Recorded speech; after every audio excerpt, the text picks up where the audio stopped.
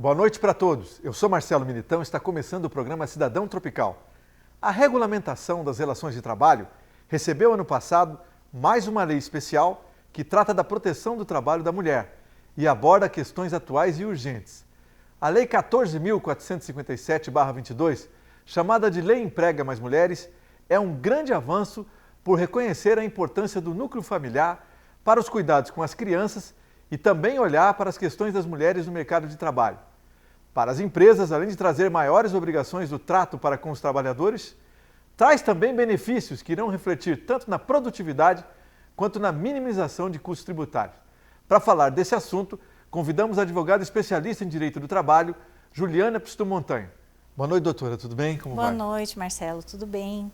Vamos começar falando o seguinte, do que trata exatamente essa lei, a Emprega Mais Mulheres? Então, a Lei Emprega Mais Mulheres, embora tenha o nome Emprega Mais Mulheres, eu entendo que é um nome inapropriado, porque ela não se destina só a mulheres, ela é também para a mulher, mas ela trata da questão da parentalidade. É uma lei destinada a mulheres mães, essencialmente. Certo.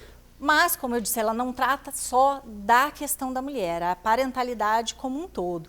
Então, muitos avanços trazidos por essa lei vão alcançar também o pai, o responsável legal, quem tem a guarda de uma criança, também pode usufruir desses benefícios. Então, é a lei olhando não só para o gênero, né, da mulher, mas toda a questão da parentalidade. A maioria mulheres. A maioria mulheres, porque a gente tem essa questão social e cultural de que a parentalidade ainda é um encargo feminino, né? Então, a lei ela visa e ela flexibiliza também a possibilidade de utilização desses benefícios para o pai, justamente para tentar equalizar isso aí e trazer para o homem também essa responsabilidade e dividir o que é, digamos assim, um peso para a mulher no mercado de trabalho. Qual que é o impacto, especialmente para o empregador, para as empresas, né? O que o empresário pode esperar dessa lei? Se sabe que ele tem obrigações, né?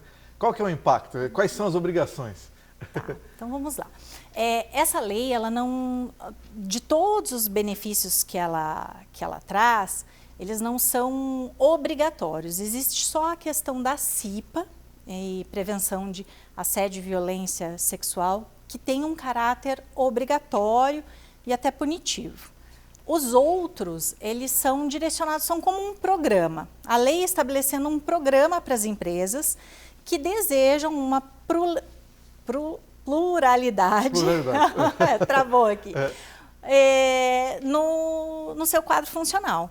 Então, essa empresa que quer trabalhar uma agenda ESG, que quer uma equipe mais plural, ela pode usar dessas diretrizes da lei para se enquadrar. Então, ela não tem um caráter obrigatório, tá? Entendi. Mas o empresário, por outro lado, ele pode se utilizar sim de alguns benefícios. Então, ele consegue adequar essa questão e trazer a mulher ou manter a mulher mãe no mercado de trabalho, utilizando-se de alguns benefícios fiscais, né? Então, alguns dos benefícios, um auxílio creche, ele consegue ter isenção de encargos sociais, tem um outro benefício que é o afastamento dela para qualificação profissional, que aí a mãe vai receber um salário uma bolsa, né? Pelo Fundo de Amparo ao Trabalhador. Então, existem ali alguns benefícios. Ah, entendi. Não é só obrigação. Não é só obrigação. Você falou do auxílio creche. Vamos falar de creche e amamentação. A questão da creche, cuidados com os filhos, né? Já tinha legislação sobre isso, mas qual a novidade que a lei trouxe sobre isso? Então, a lei estabelecia que a empresa com mais de 30 empregadas acima de 18 anos tinha que ter um espaço destinado para que a mãe pudesse deixar a criança no período de amamentação, que seria, pela lei, até 6 meses. Essas empresas que não tivessem esse espaço poderiam trocar isso pelo auxílio creche. A Lei Emprega Mais Mulheres vem regulamentar isso e ampliar. O auxílio creche pode ser fornecido até que a criança atinja 6 anos, então são 6 anos incompletos, 5 anos e 11 meses. Esse benefício não tem natureza salarial, então ele é isento de todos os encargos. Falta regulamentação, Marcelo. Ainda? Ainda falta regulamentação. Então, assim, o governo ainda precisa estabelecer regulamentações. Em que sentido? Qual seria o teto do auxílio creche? Né?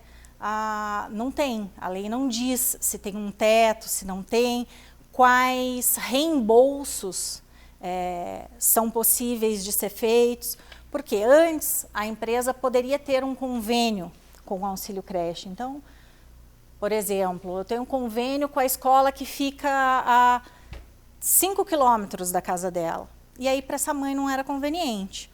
Hoje, com a lei, ele possibilita o reembolso, ele vai reembolsar a empregada. Então, ela vai conseguir usar da forma que for mais conveniente. Tá? E, dependendo da regulamentação do legislador, ela pode usar até para pagamento de cuidador para essa criança.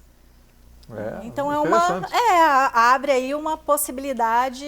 Não tem teto, mas tem algum valor regulamentado, não? Não, não tem. E aí é um assunto interessante. Vários pontos da lei carecem de regulamentação. E aí é um espaço interessante para os sindicatos. Tá?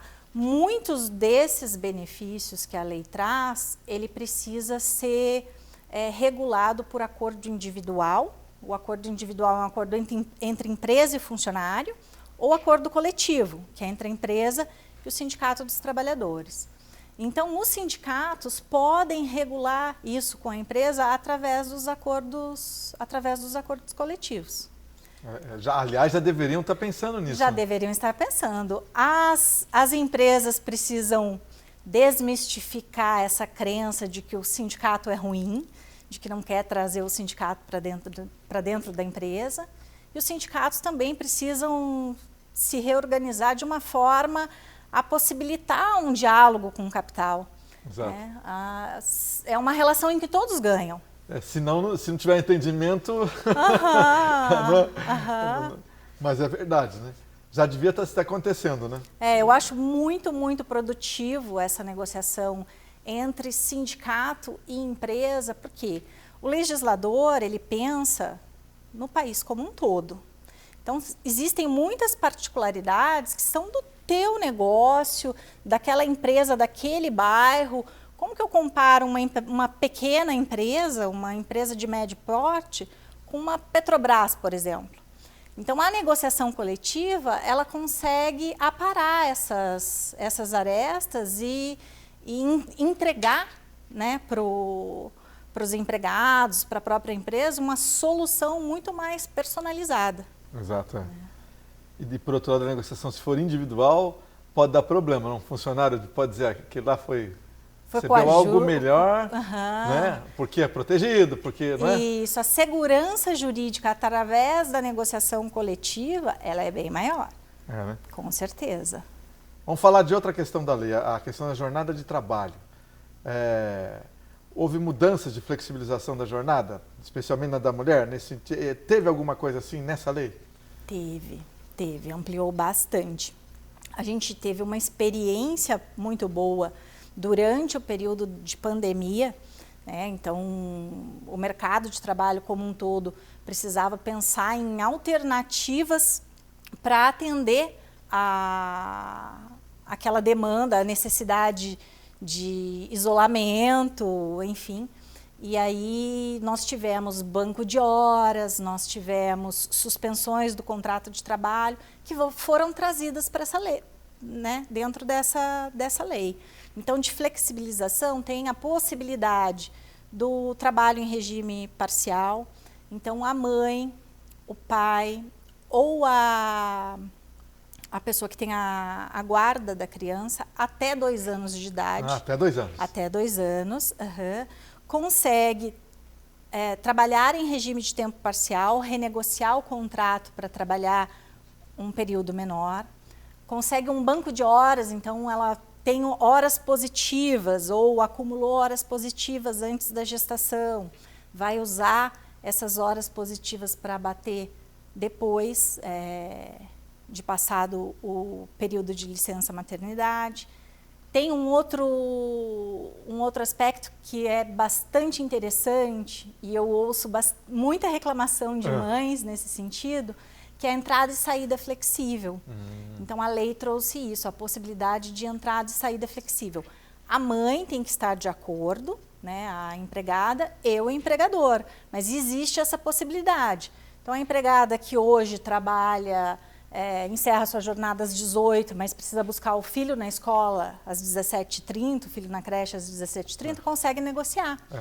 Né? Sai mais cedo, senão o filho tem que esperar, hein? Chega mais cedo, sai mais cedo. Acontece muito delas se desligarem, né? Isso acontece mesmo. Eu recebo bastante consulta assim, de empregadas. Na maioria, eles querem que a empresa desligue. Né? E também isso não é possível. Se não quer mais trabalhar, a empregada precisa se desligar. Pedir demissão. Ou então a gente tem na Justiça do Trabalho a demissão por comum acordo, que é uma modalidade diferente aí, onde paga-se metade das verbas indenizatórias. Essa é pouco usada ou já é bastante usada? É bastante usada. Ela veio com a reforma trabalhista. Certo. Tá? Ela foi introduzida com a reforma trabalhista em 2017. E aí, como que funciona? O empregado e o empregador entram num acordo para o desligamento. Aí o empregador vai pagar metade do aviso prévio e a metade da multa do FGTS. O empregado vai receber o resto das verbas rescisórias completas, só não vai conseguir se habilitar no seguro-desemprego. A única coisa que não dá. A única coisa que não dá. E daí essa verba de aviso prévio e multa do FGTS, que é pela metade. Mas é uma solução também que o legislador trouxe para um problema que era recorrente. Que era o empregado falando assim, não quero mais, me manda embora. E a empresa fazendo força, né? Fazendo força, e não pode. Simulação de demissão é inclusive crime, né, por conta de fraude ao FGTS. Então, o empresário não pode simular essa demissão. Então, essa modalidade veio com a reforma para atender essa demanda. Doutora, tem também a questão das férias, né? Também pode flexibilizar isso? Sim, é possível. Durante o período de pandemia, existiu essa possibilidade e aí, com o fim das medidas provisórias, com o fim do período de pandemia, isso se extinguiu e voltou agora para quem é mãe ou tem a guarda de filho menor. Então, é possível, sim, fazer a antecipação de férias. Como que funciona? A empregada teve neném em fevereiro. Então, ela vai ficar começo de fevereiro, março, abril, maio. Até o final de maio de licença maternidade. E as férias dela vencem só em dezembro. Aí, como que equalizaria isso? A lei possibilita que o empregador antecipe essas férias para essa mãe. Então, mesmo que as férias só vençam em dezembro, ela conseguiria, por exemplo, emendar as férias na licença maternidade. Mais um mês lá. Mais um mês, Então, a lei vem trazer essa possibilidade, esses benefícios para facilitar a reinserção da mulher no mercado de trabalho e restabelecer, fortalecer os vínculos de parentalidade. Mas só para que ninguém confunda aqui, a mulher que está trabalhando, mas que não é mãe, não pode flexibilizar as férias. Não. Não é isso que diz a lei, né? Não. Eu sou mulher. Não, isso é para a parentalidade, para as mães. E não só para as mães. Certo. Os pais também poderiam se beneficiar. E a pessoa que adotou. É isso que eu ia te perguntar, né? Que tem gente que pais adotivos também entram. Também entram. Com o mesmo tipo de direito. Também entram e conseguem se beneficiar até 2 anos da adoção ou, no caso da mãe biológica, 2 anos do nascimento da criança. Isso é interessante, né? Bem interessante. Mas e se o pedido for só essa questão é interessante. Se o pedido for da mulher aí que é mãe, quero antecipar minhas férias, o empregador poderia dizer não? Pode.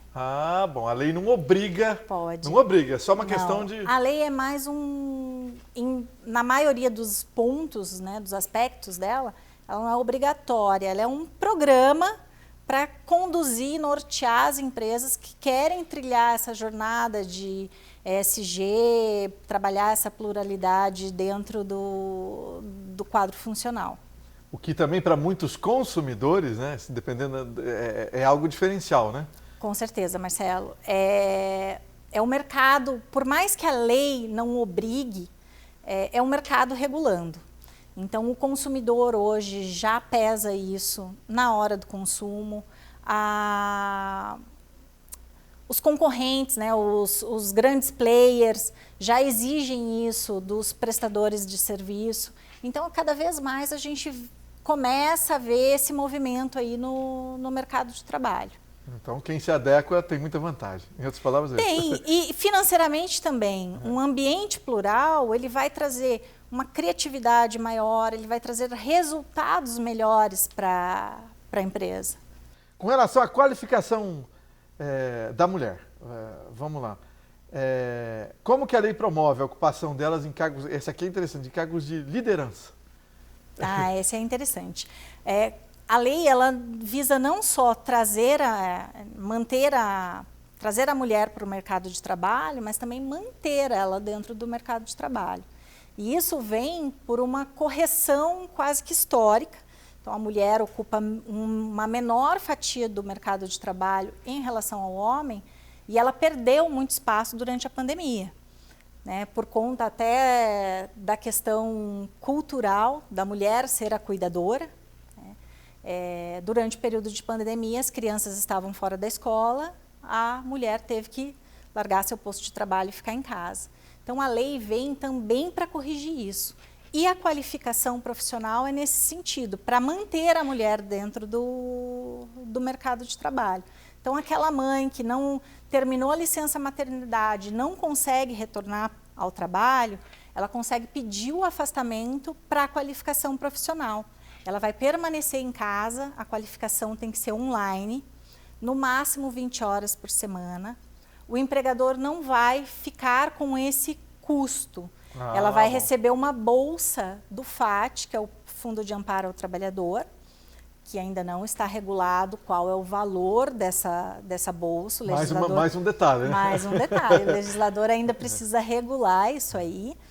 E a empresa pode fornecer uma bolsa auxílio para ela, não é obrigatório, mas a empresa pode fornecer. Fornecendo, ela não precisa, esses valores não integram salário e não tem encargos. Né? Então, é um valor sem INSS, sem reflexos, né? Sem FGTS, enfim. Então, e tem um tempo estipulado para essa qualificação ou está livre? De 2 a 5 meses. Tá. E tem outro detalhe interessante, assim. O empregador que se beneficiar dessa suspensão do contrato da empregada, ele tem a obrigação de mantê-la depois do retorno da suspensão por pelo menos 6 meses. Não pode simplesmente descartar. Desligar, ela vai ficar com essa estabilidade aí por 6 meses, sob pena de pagamento de multa. Entendi. Tá. Aliás, antes dessa lei, existiam muitos empregadores que demitiam as mulheres quando elas já voltavam da licença maternidade. Né? Acho que tinham bronca, teve que se afastar, tal, não é isso? Da sua experiência profissional, você viu isso? Ainda é muito comum, Marcelo. A mulher ainda carrega esse estigma de que mãe com filho pequeno vai começar a precisar se afastar, se ausentar, o filho fica doente, tem reunião na escola, aquela coisa toda. Então, tem muitos empregadores que no retorno da mãe ao trabalho fazem o desligamento. E aí, até por isso, a lei traz essa possibilidade de você dividir essas obrigações com o pai. Para quem sabe, no futuro, depois de anos, a gente consiga ter um estigma um pouco menor para a mulher, porque essa obrigação passe a ser dividida também com o homem. O que é, o ponto interessante da lei aqui, que é a criação do selo Emprega Mais Mulher. O que é isso? O selo Emprega Mais Mulher é um selo que o governo federal dará às empresas que cumprem os requisitos da lei. Outro ponto da lei que precisa de regulamentação. A gente não tem ainda todos os requisitos, mas a empresa deve promover o ingresso da mulher no mercado de trabalho, ter políticas que assegurem a manutenção da mulher mãe no mercado de trabalho, e aí ela vai ganhar esse selo, que ela pode utilizar em propagandas com clientes, ela pode divulgar esse selo. Então, ele é um selo que seria reconhecido no mercado, né? Então, aquela empresa trabalha o ODS 5 do ESG, que a gente fala, né? Que é a equidade de gênero no mercado de trabalho. Então, ele tem um ganho reputacional, além do ganho do lucro, que a gente entende que sim, ele há, por conta desse ambiente diverso. Você falou, não está regulamentado. Não está regulamentado. Mas tem requisitos para o selo, não? Então, existem os requisitos que são o cumprimento da própria lei. Mas tem que cumprir tudo, ou não? Do Emprega Mais tá Mulheres. Bom. Isso vai ser regulado. Ah, é aí que está o rolo. Isso vai ser regulado.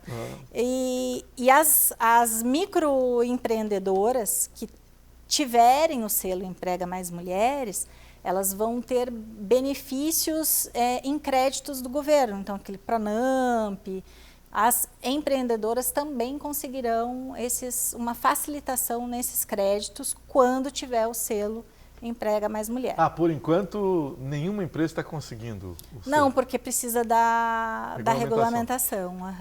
E só para esclarecer, você falou do legislador, cabe ao Congresso Nacional? Isso. Eu só não entendi através de portarias também do Ministério do Trabalho. Que a lei partiu do Poder Executivo, é isso? Isso, que se faça essa regulação. É uma pena que no Brasil demora um pouco. Desculpa, do Poder Legislativo. Uma pena que no Brasil demora muito, né? Tudo, né? Tudo. É uma lei boa como essa, mas já podia vir completa. Completa, exatamente. Aí a gente fica esperando. Como ela não está absolutamente completa, cai dentro do que nós falamos lá atrás, que muita coisa poderia ser regulada pelo sindicato. Já poderia ser regulada via acordo ou convenção. Não é o caso do selo, que isso realmente depende da União. O selo não dá para... Quem que regula o selo? Nem isso dá para... Não, quem regula é o Poder Legislativo, mas quem queria... É a União Federal. Tá. Mas quem queria lá... Já tem isso previsto? Não? Que órgão irá lá ver se está cumprindo os requisitos? Já tem previsto na lei ou não? Não. Também não? Ainda não. Às vezes vão abrir até para alguém certificado da iniciativa privada, né? Como são em outros selos de qualidade. Né? Pode vamos ser. Esperar isso. Agora vamos falar por questões dessa lei que são assim, mais sérias, porque falam de problemas que volta e meia, você que está em casa, a gente aqui ouve falar, que é a questão do assédio moral e sexual. Doutora Juliana, é um problema recorrente, né? Que novidade a lei trouxe sobre esses temas? O assédio sexual, ele é caracterizado crime, né? Então, a lei trouxe para a empresa a obrigação de estabelecer mecanismos de combate ao assédio. Ela fala em assédio sexual e todas as formas de violência, e daí um assédio moral entraria também como uma forma de violência, para salvaguardar a saúde emocional, a saúde psicológica desses trabalhadores. Então, ela é a parte obrigatória da lei. A empresa vai ser fiscalizada realmente para o cumprimento. Quem vai fiscalizar é o Ministério do Trabalho ou também não está regulamentado? É o Ministério do Trabalho. Tá. O Ministério do Trabalho fará essa fiscalização. Esta parte da lei ela está em vigor e a fiscalização começa a partir de março do ano que vem. Então, março de 2024, já é possível que as empresas sejam fiscalizadas com relação ao cumprimento da lei. Quem não se adequou tem um tempinho ainda. Tem um tempinho para se adequar. Que tipo de adequação? Né? A CIPA, as empresas que têm CIPA, que são empresas com mais de 20 funcionários, precisam também trabalhar a questão de prevenção ao assédio. A CIPA é a Comissão Interna de Prevenção de Acidente. A partir da lei, passa a ser Comissão Interna de Prevenção de Acidente e Assédio. Então, as empresas vão ter que começar a instituir canal de denúncias, programas e políticas para combate ao assédio, treinamento para todos os colaboradores e comprovação desse treinamento a cada 12 meses. Então, tem que ter o canal de denúncia, tem que divulgar esse canal de denúncia. E um canal seguro, né? Um canal seguro que garanta... Que ninguém possa lá dizer, foi fulano que falou que... Né? Que garanta o sigilo, com certeza. Porque as denúncias, você não precisa identificar para fazer denúncia. Como é que funciona? Não precisa. Inclusive, a empresa precisa garantir o anonimato dessa denúncia. Recebendo a denúncia, ela deve tratar aquilo, investigar e responder. Ela tem que dar uma resposta para aquilo. Então, o trabalhador, se comprovado o assédio, a empresa precisa ter dentro da política dela, pesando qual que é a gravidade do caso, aplicar medidas disciplinares, que vão de uma advertência até o desligamento por justa causa. Sem prejuízo de outras medidas, que aí seria a abertura de um boletim de ocorrência para a apuração de eventual crime. Se a empresa não fizer nada, aí, logicamente, a empresa terá problemas. A empresa terá problemas, porque ela vai passar a ser fiscalizada pelo Ministério do Trabalho e, a partir daí, receber multas por conta desse descumprimento. Mas, mais que isso, é o prejuízo de você ter um ambiente de trabalho assedioso, que isso importa para a empresa, porque traz inúmeros reflexos, né? Aliás, vamos definir aqui o que pode ser considerado assédio. E tem a questão do assédio. O assédio sexual, muita gente também não sabe. Acha que é só quando tem um estupro lá, né? O que pode ser considerado assédio sexual e também assédio moral? O assédio, ele tem uma característica que, para ser considerado, ele tem que ser reiterado, uma conduta reiterada. Uma conduta isolada não seria o caso de um assédio moral, por exemplo. Ele visa, no geral, desestabilizar o empregado emocional ou profissionalmente, de forma reiterada. Então, como que acontece um assédio moral? De que formas que ele acontece? Por piadas degradantes, a empresa, o chefe, de repente, que tolhe o seu subordinado de acesso a equipamentos, acesso à informação, o coloca em atividades humilhantes, isola do resto do grupo. Então, está todo mundo, a equipe toda trabalhando num canto da fábrica, ele propositalmente faz trabalhar no outro. Eu tive um caso de um empregado reclamando porque o chefe, ele trabalhava como ajudante geral, fazendo varrição de pátio. E o chefe, toda vez que passava, pegava um montinho que ele tinha acabado de varrer e chutava. Isso é uma conduta de assédio. Parece cena de filmes. Parece que não acontece, mas é bem comum. É bem comum. Só para ele ter que fazer de novo. Só para ter que fazer de novo.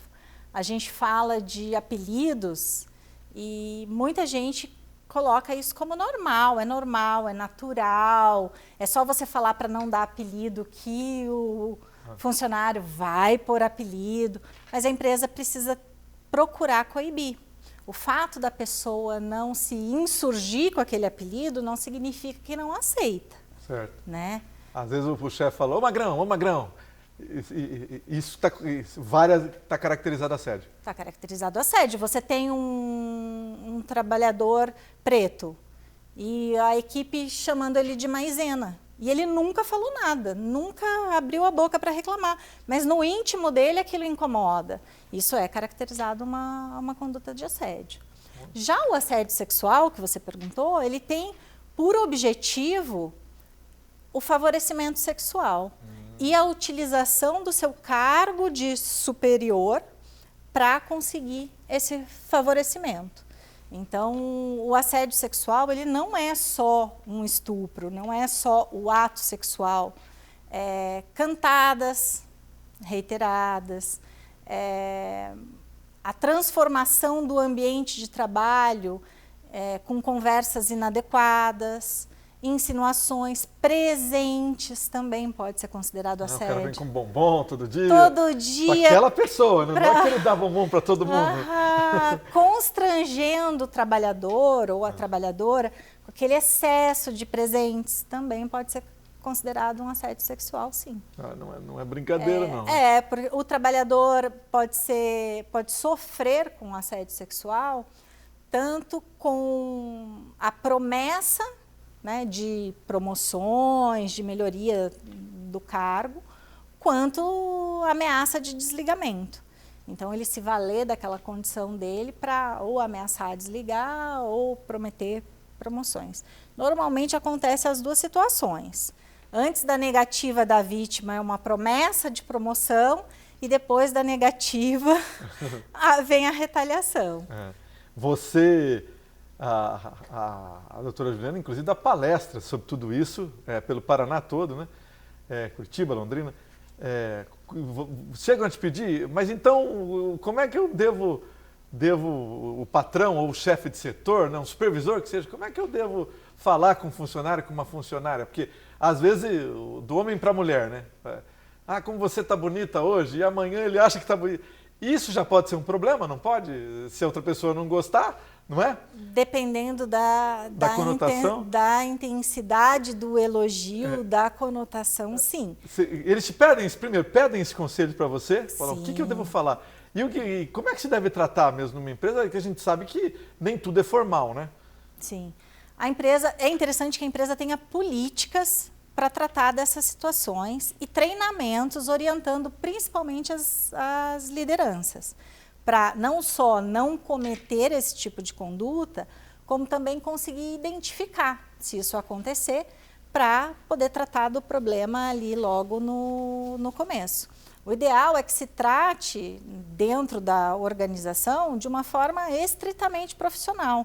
Então, se eu vou conversar com o Marcelo, independente de ser Marcelo ou Marcela, se vão conversar com a Juliana, independente de ser Juliana ou Juliano, né? Então, que não se leve para o lado sexual. Existem empresas que, inclusive, proíbem namoros entre funcionários. Colaboradores, né? E aí fazem, né, quando existe, umas trocam de setor, quer seja para evitar favorecimento, problemas comerciais, quer seja para evitar essa situação de assédio. Outras que já fazem o desligamento.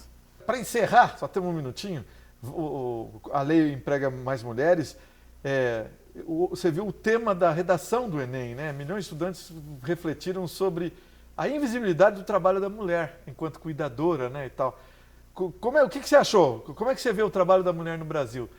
Ainda há muito a trilhar ou melhorou um pouco? Ainda há muito, Marcelo. A gente tem um caminho muito longo pela frente. A lei ela ainda precisa de muita regulamentação, como a gente viu aqui, e é um esforço da sociedade como um todo, mas é lógico que cada passo, cada grão que a gente consegue amealhar ali faz diferença. Então, voltar os olhos, fazer com que milhões de estudantes, dentro deles milhões de estudantes homens, passassem e olhassem o que foi o trabalho da sua mãe, da sua avó, enquanto mulheres cuidadoras de casa, cuidadoras de criança. Isso, sem dúvida, é importante. Qualquer mudança começa com a conscientização. Doutora Juliana Piston Montanha, muito obrigado. Venha mais vezes, grande abraço. Eu que agradeço, Marcelo. Obrigada. Ok, o programa Estadão Tropical já acabou. Domingo que vem tem mais.